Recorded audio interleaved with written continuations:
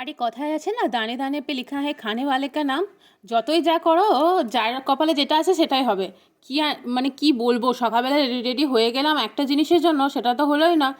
মন খারাপ করে ঘরে আসতে হলো। কি হলো কি না হলো দেখো পুরো ভিডিওটা, তাহলেই বুঝতে পারবে। আগের দিন রাত্রিবেলায় শনিবার ও নিয়ে এসেছিল লাচ্ছা পরোটা আর বাটার চিকেনটা। তো সত্যি কথা বলতে আমি এর আগে হোয়াইট রেবির চিকেন পনির কোনো কিছুই ট্রাই করে দেখিনি, মানে আমার ভালোই লাগেনি, আমি কখনো ভেবেই দেখিনি যে খাবো বলে। কিন্তু ও নিয়ে এসেছিলো তো দেখলাম যে না, টেস্টটা ভালো। আসলে আমার সেই মানে চিকেনের লাল লাল ঝোল, ঝাল ঝাল ঝোলটাই বেশি আমি পছন্দ করি। আর এর আগে আমি লাচ্ছা পরোটা অনেক খেয়েছি, কিন্তু যত রকমই খেয়েছি সব সাদাই। তো এই প্রথম আমি হলুদটা ট্রাই করলাম, দেখলাম যে না বেশ ভালোই।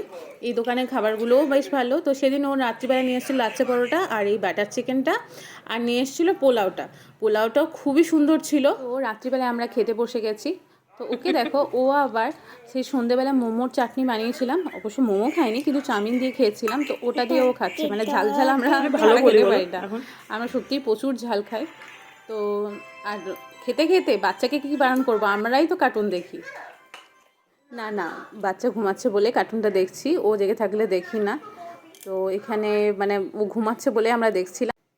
কার কার তোমাদের বাড়িতে এরকম মানে ফোনে কার্টুন দেখে বা তারক মেহতা দেখে দেখে খাওয়া অভ্যাস বলো তো? মানে আমার আগে অতটা অভ্যাস ছিল না, আগে বিয়ের আগে টিভি চলতো, টিভিতে যা চলতো তাই দেখতাম। কিন্তু বিয়ের পর আমার স্বামীর থেকে এই অভ্যাসটা আমার বেশি হয়েছে।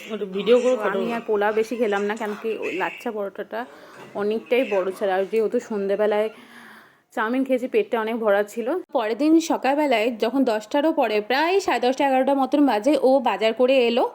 আর তারপর আমরা রেডি হয়েছিলাম, তো বেরিয়ে গেলাম উদ্দেশ্যে। কোথায় যাচ্ছি বলছি।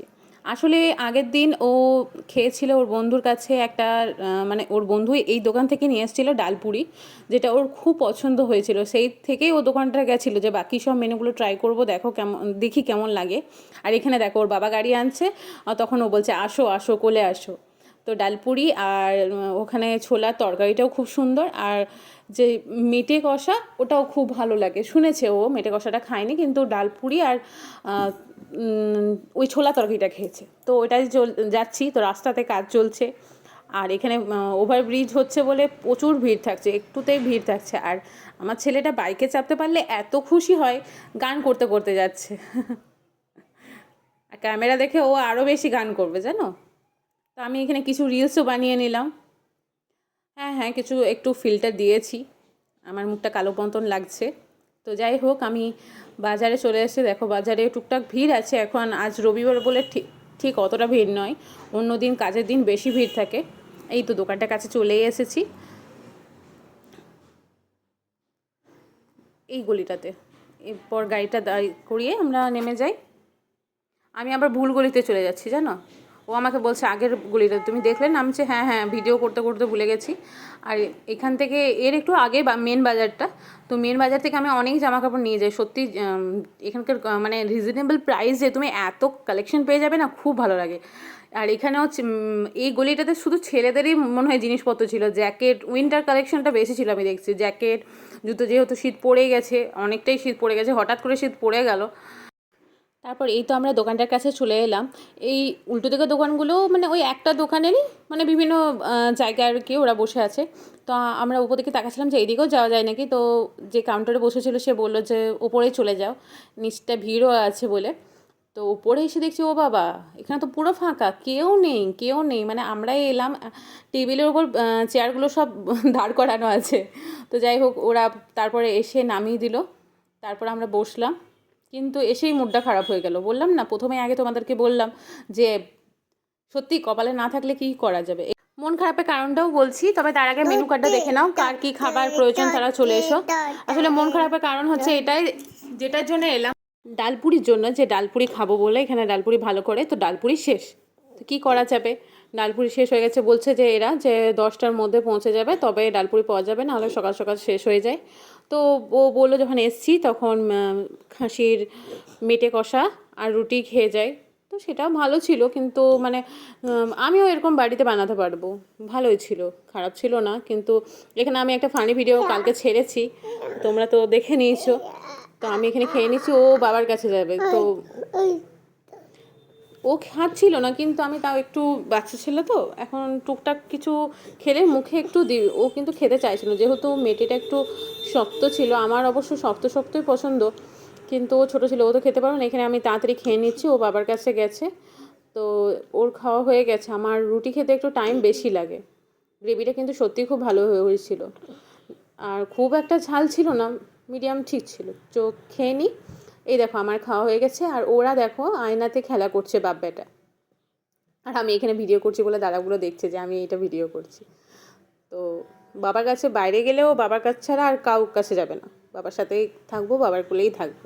শুধু বাইরে গেলে নয়, বাবা বাড়িতে ফেরার পরেও শুধু বাবার কাছে থাকবো। তো এখানে আমরা কিছু ফটো তুলে নিলাম। একটু কালো কালোই লাগছে, আমরা কালো মানুষ বাবা, আমরা খুব একটা ফর্সা মানুষ নয়, 2-3 জনে আমাদেরকে কালোই লাগছে ওই জন্য। তো নিচে এসে আমি দেখছিলাম এখানে কি কি আইটেম এখন দিচ্ছে সকালবেলায়, রাতের বেলার দিকে তো আরও বেশি হয়। তো ওখানে দূর থেকে আমি দেখলাম ইয়ে ছিল, ফিরনি ছিল। তো আমি বললাম ওটা নিয়ে নাও একটা, তো নিয়ে নিলাম। ও বললো আমি খাবো না, তুমি খাবে তো তোমার জন্য একটা নিচ্ছি। আমি ঠিক আছে একটাই নাও, আমি খাবো না। বাড়ি আসার পথে ফলের দোকানের কাছে দাঁড় করালো গাড়িটা, আমিও নেমে পড়লাম। ও বাচ্চার জন্য কলা নিচ্ছে, তো সেখানেও টুকটাক ভিডিও করেই নিলাম আমরা মা ছেলে মিলে। তাও ওর মনটা দেখো তুমি, বাবার দিকেই আছে, বাবা কখন আসবে, বাবার কাছে যাবো, বাবা কি চলে গেল, শুধু মনটা ওই দিকেই আছে। আর সেদিন ওয়েদারটাও মেঘলা মেঘলা ছিল, ওই জন্য ভিডিওটা বেশি আরও কালারটা অন্যরকম লাগছে। খুলতে হবে। তো বাড়ি এসে দেখো আমার ছেলে বলছে খোলো, ও খাবে। ও মনে আছে কিন্তু যে না এটা আমরা ওখান থেকে নিয়েছিলাম, সেই জন্য ও বলছে খোলো।